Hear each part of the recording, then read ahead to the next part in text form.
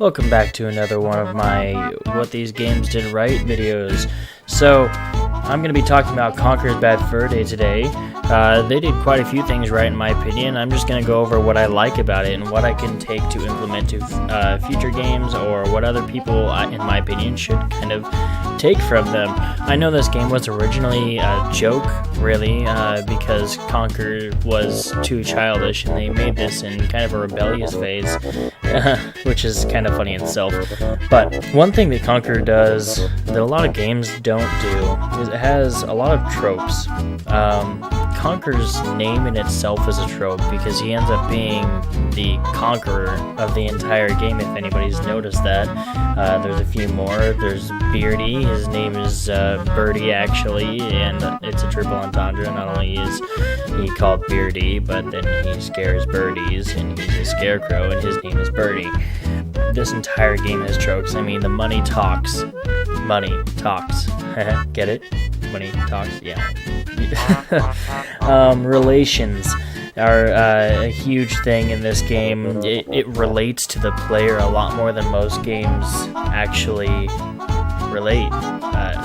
Look at the main character in this game. He's a protagonist that actually has things in common with the player. Well, it can anyways. He's a drunk squirrel. He's a drunk squirrel, and all he wants to do is just go home. And he can't get home because nobody will stop bugging him. He just wants to go home, and that's his relation. Whereas the antagonist, which is the Fairy King, the cat, he is also relatable in a manner in which he's not actually a bad guy, other than the fact that he wants very specifically a red squirrel of a specific height. But what sets him as kind of relating is the entire reason is because his table broke and he needs a red squirrel because his milk spilled. He doesn't want his milk to spill anymore, which is semi-hilarious, but yet not very hilarious and amazing. Conkers Bad Fur Day is a game that does a great job at having a huge variety. Not many games have quite the variety as Conkers Bad Fur Day does.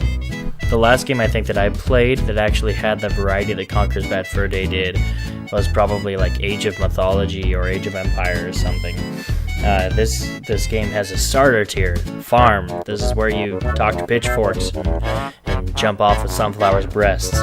Then there's the beginner tier. That's the shitty age. You know, when games are shitty, it's the shitty age. Get it? You fight a poo monster. It's literally shitty. It's a joke. I'm not funny.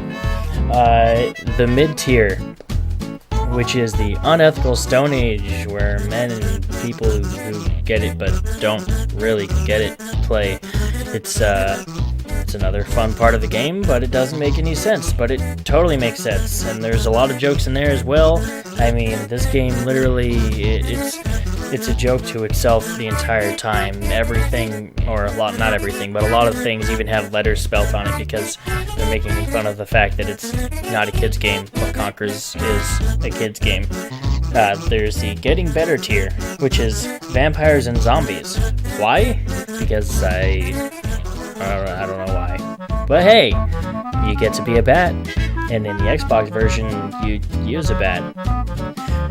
Then there's the high tier, where you play in Matrix version of the game. Do I even need to explain myself here? It's Matrix. And the pro tier, where you play in space, because how much higher can you get than space? I mean, really. This game has a huge variety, it has a huge amount of relationships, and the tropes are amazing. Honestly, you can watch Looney Tunes side by side, and you can watch Conkers Bad Fur Day side by side, and they're not that much different. The difference is in Looney Tunes, when you carry TNT into a house and blow up, they have a black spot on their face. When you carry TNT into a house and blow up on Conkers Bad Fur Day, arms go everywhere, and for some reason there's two rib cages. Anyways, I appreciate you guys watching my video. Go ahead and give me a like and subscribe if you feel that you would like to. I'm going to continue to make these reviews of games and kind of to describe the things that I like and the things that I don't like.